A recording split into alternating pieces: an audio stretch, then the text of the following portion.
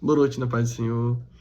Eu gostaria de convidar você a estar fechando seus olhos para estarmos iniciando o nosso momento de reflexão na palavra de Deus. Amém?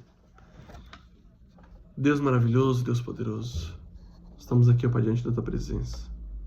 Pedimos a Ti, meu Deus, que o Senhor possa falar conosco através da Sua palavra, através da palavra que será ministrada nessa noite. E que o Senhor possa, ó Pai, estar falando nos nossos corações, possamos estar meditando nessa palavra e que ela possa alcançar vidas, ó Pai, e transformá-las, em nome de Jesus. Amém. Glórias a Deus. Eu gostaria de pedir que você pudesse abrir sua Bíblia no Evangelho de João, capítulo 1, versículo 29. Estaremos meditando nesse versículo nessa noite. Apenas o versículo 29. Amém? Diz o seguinte: No dia seguinte, João viu Jesus aproximando-se e disse: Vejam, é o Cordeiro de Deus que tira o pecado do mundo. Amém? E diante dessa palavra, eu lhe pergunto se você algum dia já parou para se perguntar ou já teve esse questionamento acerca do processo de salvação. Como eu posso ser salvo? Porque eu já me perguntei. Como pode eu, um ser humano falho, um ser humano que erra todos os dias, não somente com outros seres humanos, mas também com Deus, como posso eu ser salvo?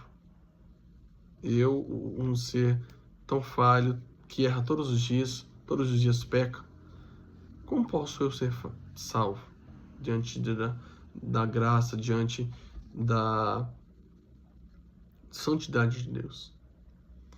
Mas, às vezes, nós não paramos para pensar em uma coisa. Nós esquecemos que Deus, Ele nos ama. E Ele quer que nós vamos morar no céu com Ele. Ele quer que nós vamos para o céu com Ele. E Ele tem algo a lhe falar nessa noite. Que você possa prestar muita atenção e que você possa refletir sobre essa palavra. O texto que lemos em João 1, 29, Deus ele nos vai trazer 3 afirmações a respeito do processo de salvação. Processo de salvação do ser humano. A primeira afirmação, Deus vai falar o seguinte: Ele nos afirma que o mundo está cheio de pecado. Como podemos ler no final do versículo, Jesus, Ele é o Cordeiro de Deus que tira o pecado do mundo. Então nós temos um mundo cheio de pecado, que iniciou lá na época de Adão e Eva, lá em Gênesis, onde nós podemos ver que houve o primeiro pecado, a primeira desobediência a Deus. E a partir dali, o pecado ele entrou no mundo. E podemos ver também que naquele momento o ser humano ele foi condenado a pagar o salário do pecado, né? O ser humano naquele momento, ele do pó ele veio e ao pó ele vai voltar, né? Ele foi fadado a morrer uma vez. Só que nós também compreendemos que não é somente uma morte carnal, também está relacionada à morte espiritual. Se esse ser humano não viver com Deus, ainda assim Deus, na sua misericórdia, quis continuar se relacionando com o homem. Se ele não ter o seu coração voltado a Deus, ele também sofreria a morte espiritual. Ele também seria condenado, né, ao inferno. E então, em meio a essa situação de inferno, em meio a essa situação de morte carnal, morte espiritual, nós percebemos que o ser humano, ele carecia, ele precisaria de algo sobrenatural para poder receber essa salvação, né? Diante do pecado, diante da queda do homem, ele precisaria de algo sobrenatural para receber essa salvação. E diante dessa afirmação, né, onde nós acabamos de afirmar, o mundo está cheio de pecado e o ser humano precisa de algo sobrenatural para conseguir ser salvo. Eu convido você, eu desafio você, todos os dias que você acordar pela manhã, você levantar e agradecer a Deus e reconhecer o quanto nós somos falhos, o quanto nós precisamos de Deus, o quanto nós em meio a tanto pecado, nós carecemos da graça de Deus, da misericórdia de Deus, para que possamos ser salvos. Que você possa reconhecer e que Deus, Ele é o seu Senhor e seu Salvador. Amém? Deus também ele nos traz a segunda afirmação, que é o seguinte: somente Deus pode salvar o homem. Né? Completando ali a primeira afirmação, o finalzinho, nós vemos que somente Deus tem esse poder de salvar o homem. Somente Deus pode realmente levar o homem para o céu. Como podemos ver, né, que em Romanos 3:23 afirma, né, que todos pecaram, né? Todo ser humano pecou e destituídos estavam da glória de Deus, né? Ele afirma que o ser humano, por conta do pecado, ele foi afastado da glória de Deus, ele foi afastado dessa comunhão com Deus, dessa comunhão perfeita que nós tínhamos com Deus lá no Jardim do Éden, onde nós, como seres humanos, claro, né, Adão e Eva, conversavam diariamente com Deus, tinha um momento ali de comunhão, e o ser humano foi afastado por conta do pecado nessa situação. Porém, Deus, na sua graça e misericórdia, como Deus é bom em todo tempo Deus, ele tem um plano desde a fundação do mundo. Deus conhecia o coração do homem. E lá em Gênesis 3:15 mesmo, ele nos traz o seu plano perfeito de redenção para a humanidade.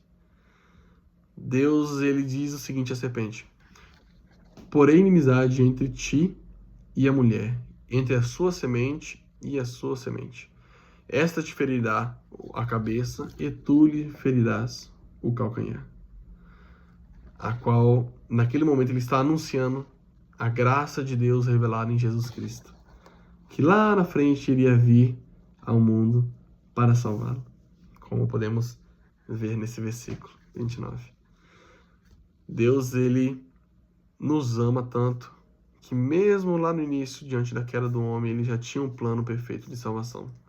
Ele sabia que a humanidade precisaria de algo a mais, algo da parte de Deus para ser salvo, que por si só eles não conseguiriam ser salvos. Nós não conseguiríamos ser salvos. E que possamos também, eu te convido a agradecer diariamente a Deus por ter enviado Jesus, por ter lá no início pensado em um plano de salvação, para que nós hoje pudéssemos ser alcançados também pela graça. E a terceira afirmação que Deus nos traz através desse texto, através dessa leitura em relação ao processo de salvação, é que Jesus Cristo de Nazaré, é o sacrifício perfeito. Como podemos ler no versículo 29, João ele fala para as pessoas que estavam vindo: vejam, é o Cordeiro de Deus que tira o pecado do mundo. Jesus é esse Cordeiro perfeito, esse sacrifício perfeito, um Cordeiro sem manchas, puro, que tira o pecado do mundo. Mas de onde vem essa questão do sacrifício do Cordeiro, né, para tirar o pecado do mundo?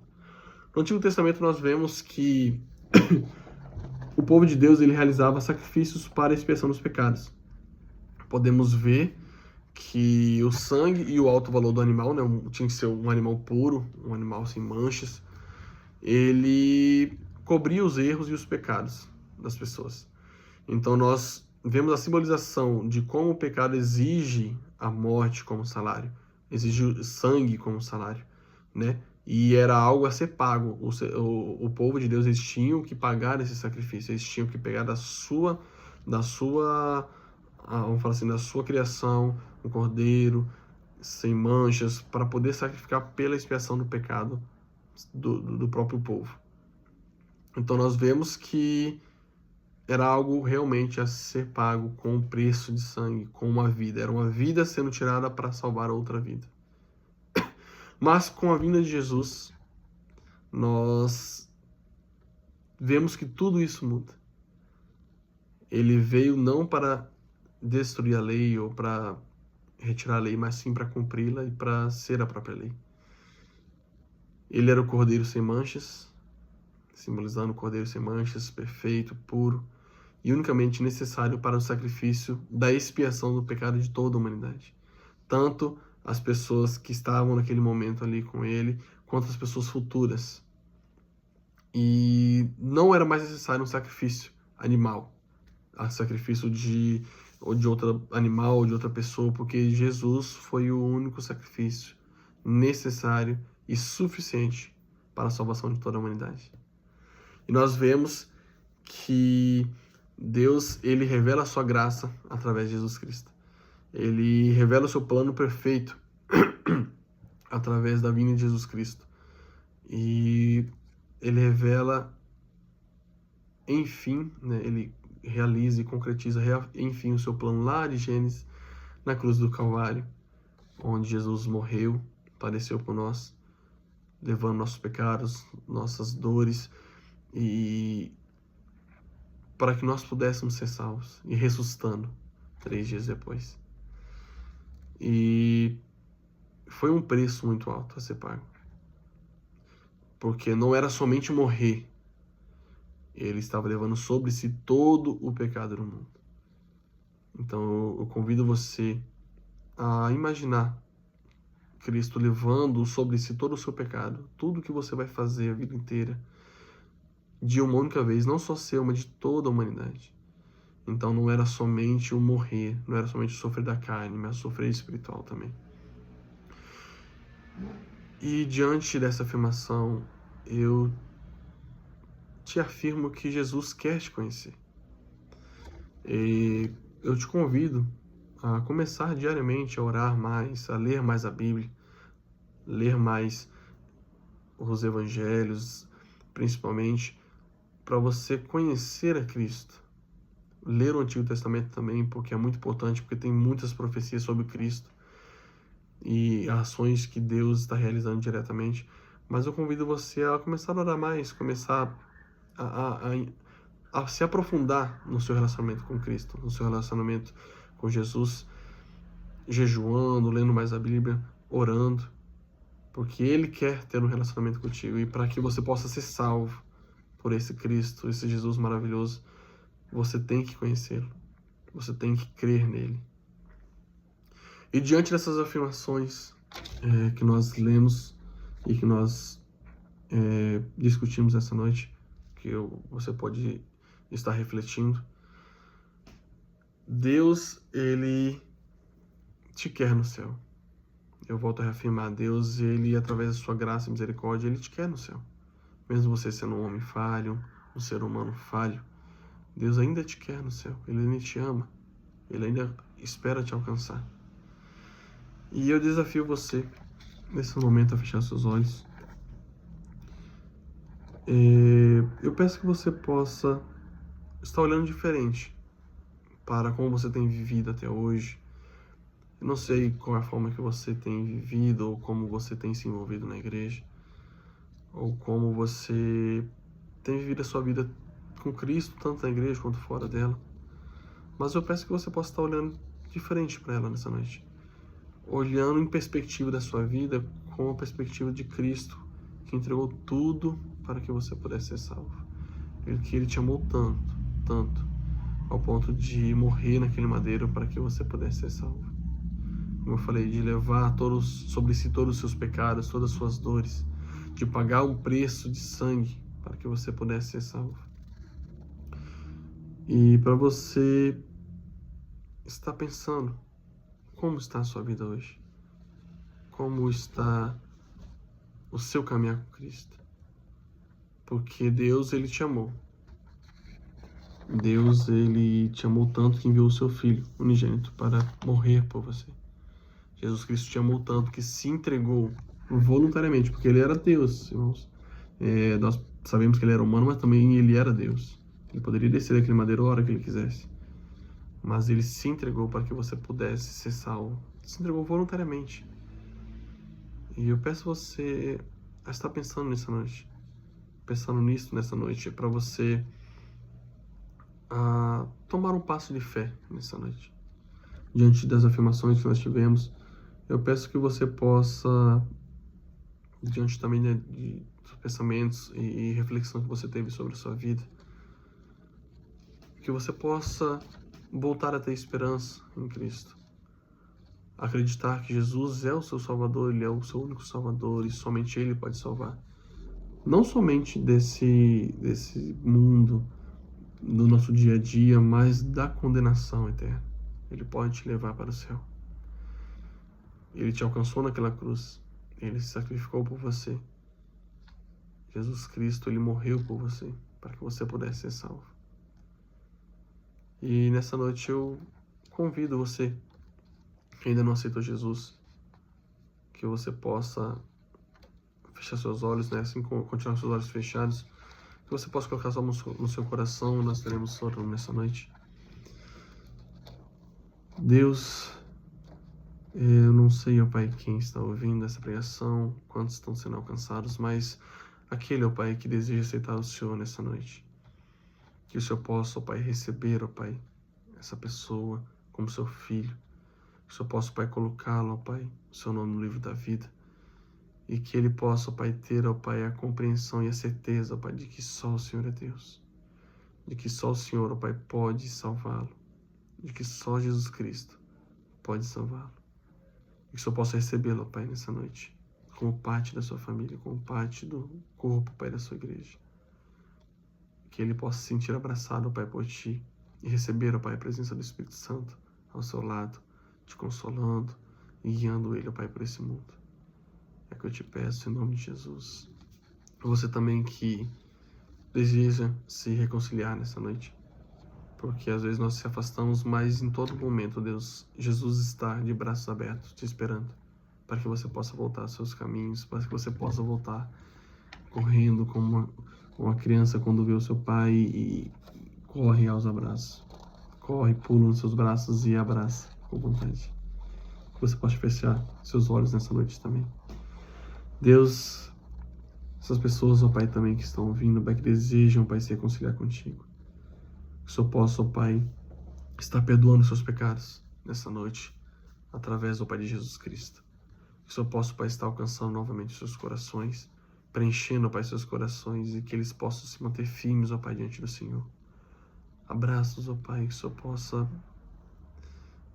estar com eles, ó Pai, em todo momento, que o Espírito Santo de Deus possa estar com eles e que eles possam se sentir amados e abraçados por Ti, meu Pai, e voltar novamente aos seus caminhos, em nome de Jesus. Eu quero deixar, para finalizar nessa noite, te afirmar uma coisa: Jesus, Ele te ama muito. E nunca se esqueça que Ele se entregou por você, por você. Eu não sei qual foi o seu erro, o que você fez ou deixou de fazer, mas Ele se entregou por você, não importa o que você tenha feito, para que você possa ser salvo e que você possa morar com Deus nos céus também, juntamente comigo, em nome de Jesus, e juntamente com todas as pessoas que irão subir ao céu. Não deixe nenhuma circunstância da vida ou o inimigo impedir que você vá para o céu com Deus. Não deixe a vergonha ou o achismo do ser humano, né, ou o ego do ser humano tirar você do céu. Amém? Que você possa ter sentido a presença de Deus nessa noite, através dessa palavra, e que você possa recebê-la no seu coração e meditar nela. Amém. Glórias a Deus.